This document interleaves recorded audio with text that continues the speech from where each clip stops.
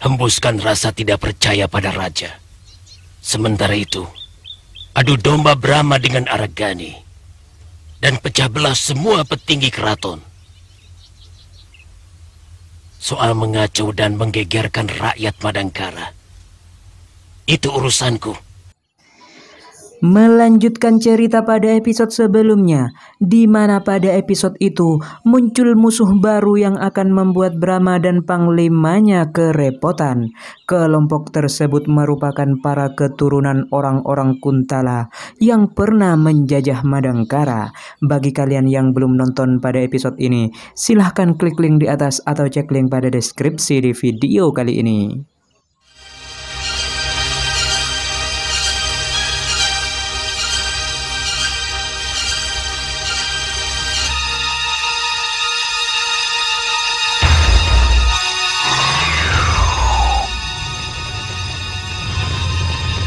Ada apa kau mencariku, Busur? Aku mau minta tolong. Apa? Guncangkan Madangkara dengan segala kekuatan ilmumu. Aku ingin semua rakyat Madangkara ketakutan karenanya. Ki Busur meminta bantuan para Guryang untuk mengacau di Madangkara. Ia bertujuan menciptakan keresahan di hati rakyat yang bisa menurunkan kepercayaan rakyat itu sendiri kepada raja. Dan keesokan harinya, terlihat para petinggi Madangkara, mereka hendak berkumpul membahas masalah yang sering terjadi belakangan ini.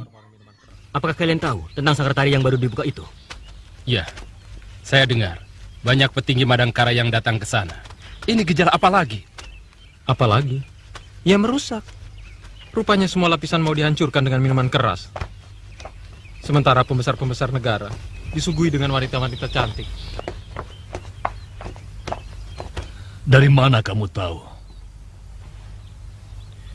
Dari seorang prajurit yang sedang bertugas di Pasewakan, Gusti.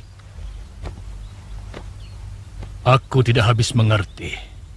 Selama ini aku merasa tidak pernah berbuat kesalahan apa-apa. Tidak biasanya Gusti Prabu mengucilkan aku. Tidak cuma Gusti. Gusti Pati Argani pun tidak ada di sana. Rupanya orang-orang tua semacam kita sudah harus istirahat.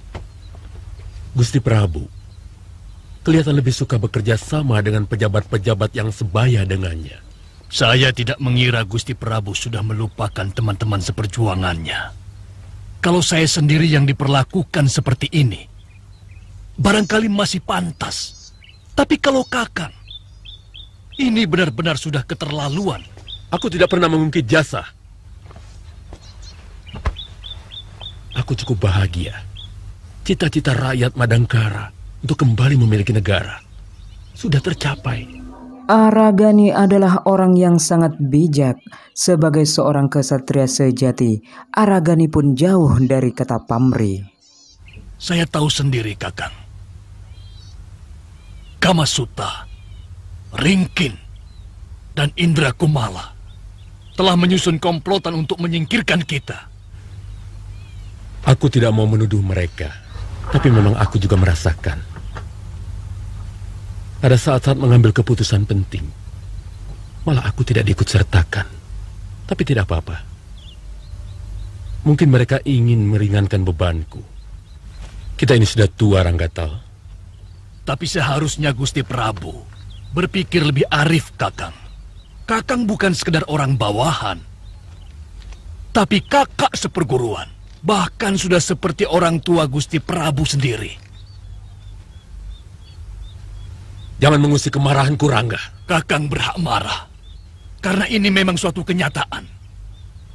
Saya memperhatikan Gusti Prabu memang kurang menghargai orang.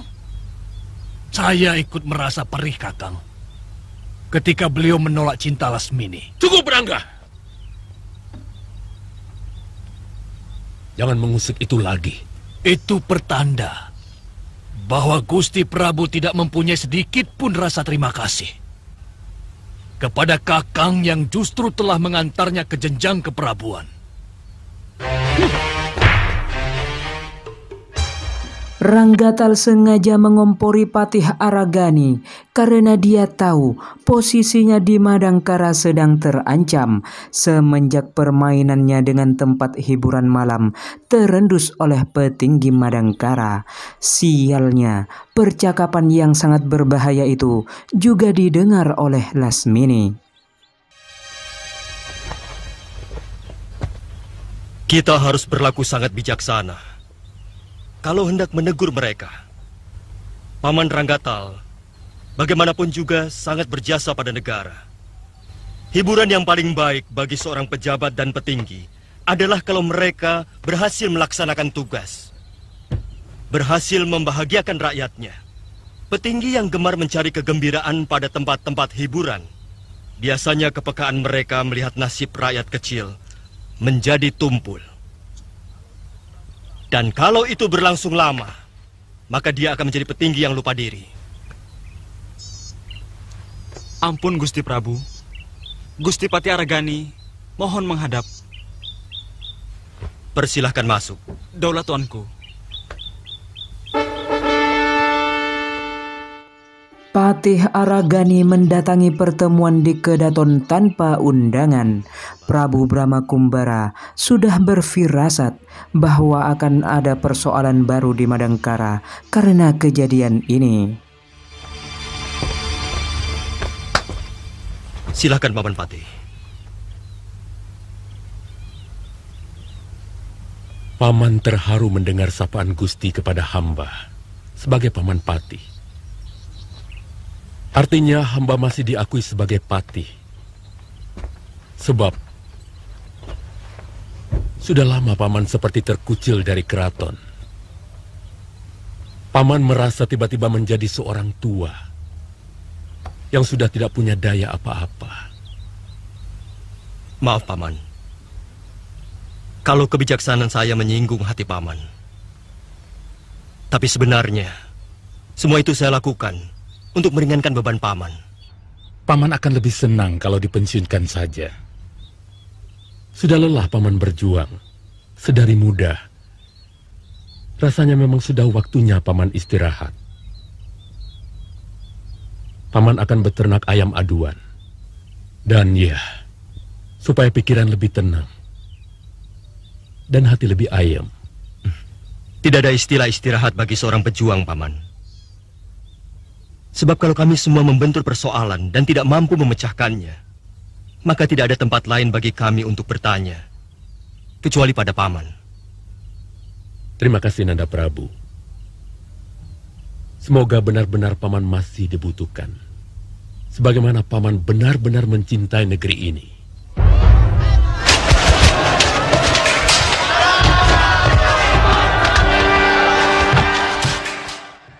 Keesokan hari setelah pertemuan di keraton, para guryang atau para lelembut menjalankan tugas mereka untuk mengacau di Madangkara.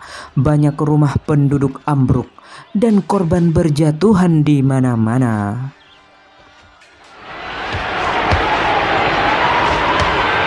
Ada apa, Ringgit? Ampun Gusti Prabu, banyak rumah penduduk yang hancur dan lenyap dihancurkan badai. Bagaimana dengan penghuninya? Korban belum bisa dihitung, Gusti.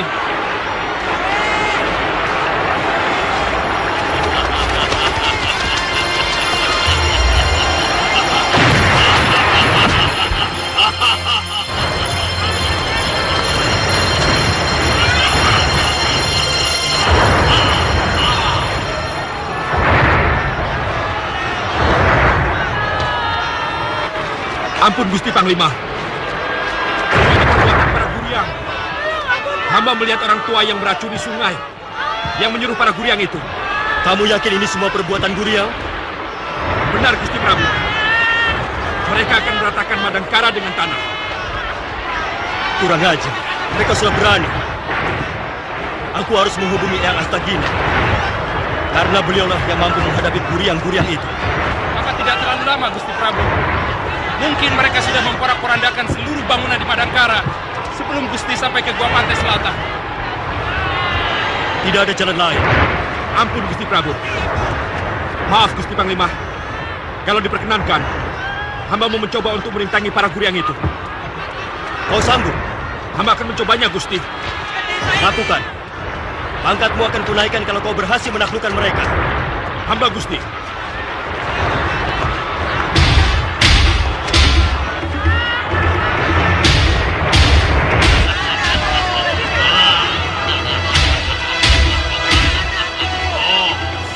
Hentikan!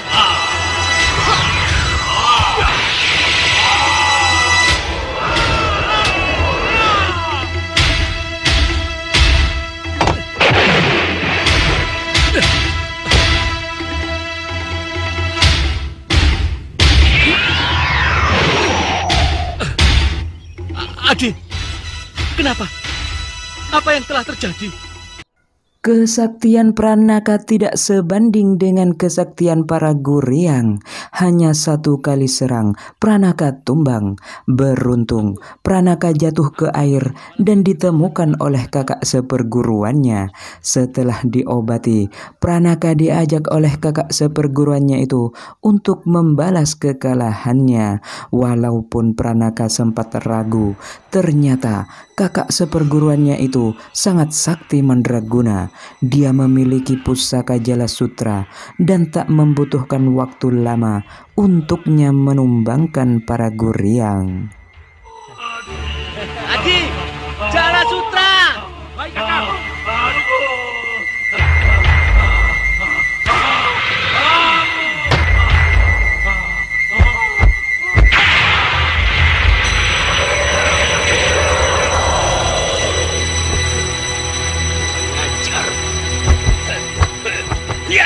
Guryang-guryang itu tidak akan keluar walaupun tutup kendi itu dibuka karena sudah terbelenggu oleh Jala Sutra. Seandainya suatu saat mereka minta ampun dan tobat, apakah perlu mereka saya lepaskan? Oh jangan percaya mulut Guryang. Mereka selalu begitu kalau ditangkap. Memang mereka mau menjadi budakmu, tapi tetap mau juga mengganggu anak istrimu nanti, kecuali disumpah. Terima kasih Kakang. Kendi ini akan saya bawa sebagai bukti kehadapan Gusti Prabu. Bawa saja. Mudah-mudahan pangkatmu naik, Adi.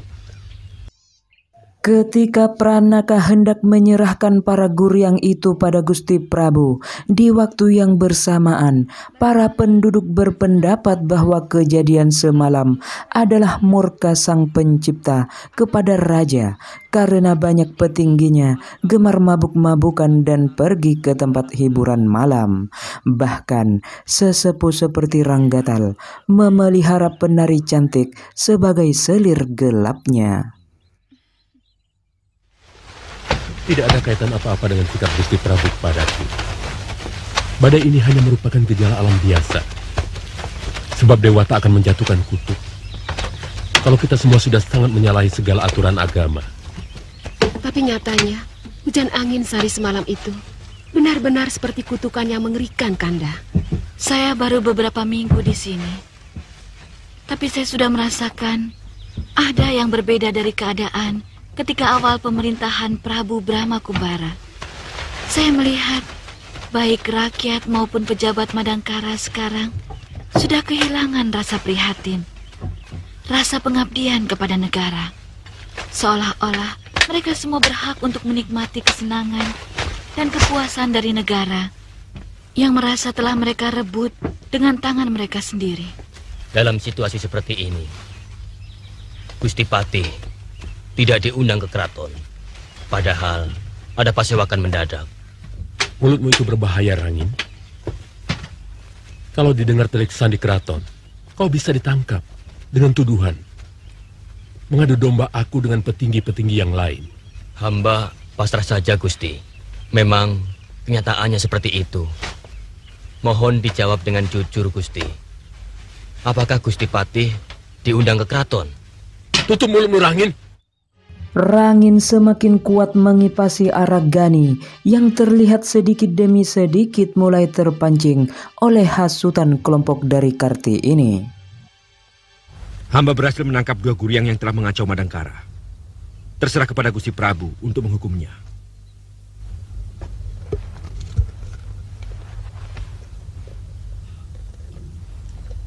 Bebaskan hamba, Tuan.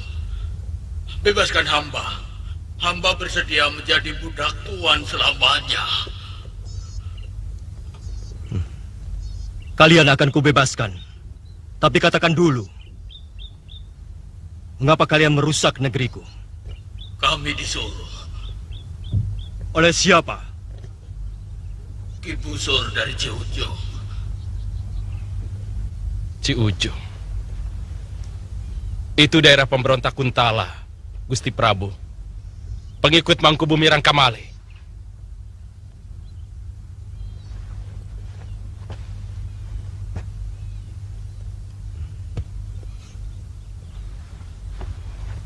Aku ingin tahu seperti apa mereka. Keluarkan. Maaf Gusti Prabu. Hati-hati dengan Guryang. Mereka nakal dan selalu licik. Kenapa aku harus takut? Kan ada kau yang mampu meringkus mereka. Ayo keluarkan.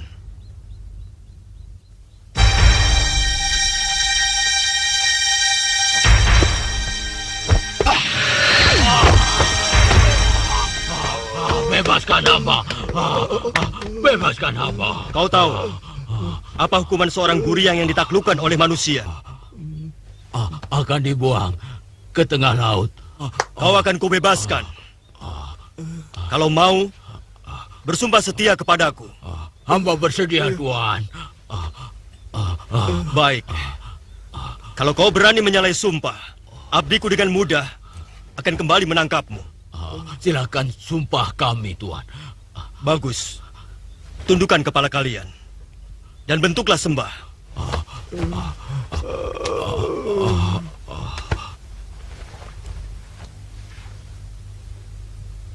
Sang Jagatnata akan menghukum kalian kalau berani mengganggu rakyat Madangkara dan seluruh kerabatnya.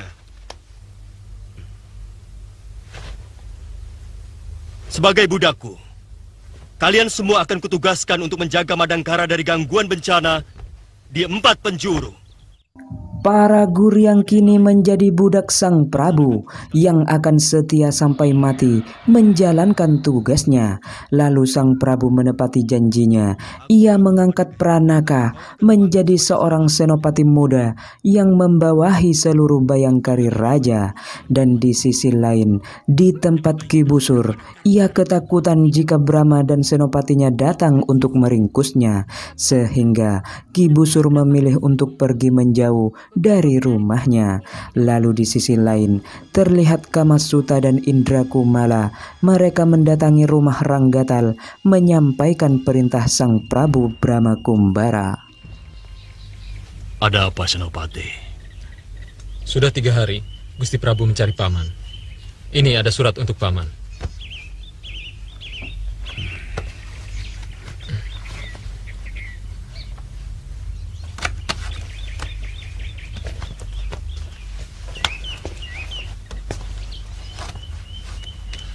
Aku tidak mengerti apa sebenarnya yang diinginkan Gusti Prabu. Selama ini aku tidak pernah diajak dalam sidang paripurna. Tapi sekarang aku dipersalahkan karena berdirinya Sanggar Tari dan kedai minuman itu. Padahal keduanya sah berdiri karena tidak ada undang-undang Madangkara yang melarangnya. Bukan masalah sah atau tidak, Paman. Tapi tentang beritanya. Bahwa Paman juga merupakan pemilik Sanggar Tari tersebut. Bahkan Paman telah menjadikan salah seorang dogernya menjadi selir Paman. Apa salahnya? Jelas salah, Paman. Sebagai seorang pejabat keraton, dilarang ikut berdagang dan membuka usaha Sanggar Tari. Tujuannya adalah uang. Kalau mau memecat aku, bukan begini caranya. Aku merasa selalu dikorek-korek. Dicari-cari sekecil apapun kesalahan yang aku lakukan. Ini tidak adil. Aku menjadi pejuang Madangkara. Sejak negeri ini dijajah oleh Kuntala. Sampai kami berhasil merebutnya kembali. Aku tidak bisa terima. Silakan Paman menyampaikannya sendiri pada Gusti Prabu. Besok ada Pasewakan Agung. Baik. Aku akan datang. Tapi bukan sebagai rakrian. Aku akan menyerahkan jabatanku. Dan aku siap untuk dibuang. Saya pamit dulu, Paman Rangga. Penyampaian undangan Sang Prabu menjadi sedikit panas. Ranggatal merasa memiliki hak lebih karena dirinya berjasa dalam perjuangan merebut Madangkara dari Kuntala. Lalu Indrakumala dan Kamasuta mereka memberikan laporan kepada Sang Prabu sesuai yang terjadi di rumah Ranggatal. Kalau kita bertiga menyerahkan jabatan kita secara bersama-sama, saya yakin mungkin Brahma akan berpikir, dan anak-anak muda itu akan tahu bahwa kita yang tua-tua ini tidak bisa disepelekan begitu saja. Jangan terlalu mengikuti hawa nafsu. Karena kalau para pemimpin di negeri ini bertarung, maka semua musuh Madangkara akan bersorak-sorai kegirangan. Tapi hal semacam ini rupa-rupanya yang diinginkan Brahma. Memang tidak enak kalau teman seperjuangan sendiri terpaksa harus dihadapi sebagai musuh. Tapi itu jauh lebih baik daripada segala sesuatunya nampak samar dan tidak jelas. Tepat sekali. Terus terang, saya tidak lagi merasa sebagai petinggi keraton. Karena sudah hampir 5 bulan, saya tidak pernah diundang rapat paripurna. Sebagai seorang yang cerdas, Aragani tidak mau meladeni hawa nafsu aduan dari Ranggatal dan Arya Wikalpa, sehingga obrolan mereka dihentikan sampai di situ saja. Lasmini yang dari tadi mencuri dengar, dia mendatangi Ranggatal untuk menunjukkan keberpihakannya. Saya setuju dengan pendapat Paman. Ayahmu terlalu lemah. Semestinya dia yang harus paling keras menentang kebijaksanaan Gusti Prabu. Pokoknya, kalau sampai terjadi apa-apa, saya berada di belakang Paman. Terima kasih, Lasmini. Entah apa yang direncanakan Lasmini, dia tak pernah jerah dengan kelakuan buruknya. Lalu Sin memperlihatkan Prabu Brahma sedang menjamu para petinggi di balai pertemuan istana. Terlihat Pranaka yang saat itu sudah diangkat menjadi senopati juga menghadiri pertemuan tersebut.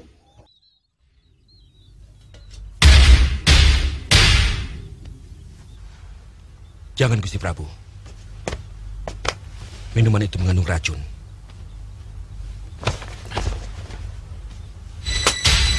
Minum ini! Gusti, jangan! Jangan, Gusti! Cepat minum! Ayo minum!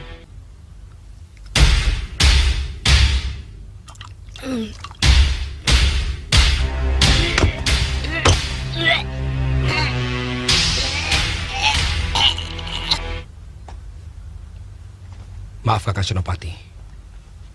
Mengapa Dayang itu disuruh minum? Kau tahu sendiri kan, dia mau membunuh Gusti Prabu. Tapi kita telah kehilangan jejak. Siapa orang yang menyuruh dia meracuni Gusti Prabu? Waduh. Kau benar, Pranaka. Aku tidak berpikir ke sana. Lalu atas perintah Sang Prabu, semua dayang yang ada di balai pertemuan pun diperiksa. Hingga ada seorang dayang yang memberikan kesaksian. Ampun Raden Senopati. Hamba melihat dia selalu akrab dengan Dayang Sunti. Mereka berdua adalah dayang baru yang diangkat oleh Gusti Raden Tumenggung Rastra. Ampun, Raden Senopati. Hamba tidak bersalah. Ampun, Raden. Ampun, Raden. Ampun. Ampun, Raden.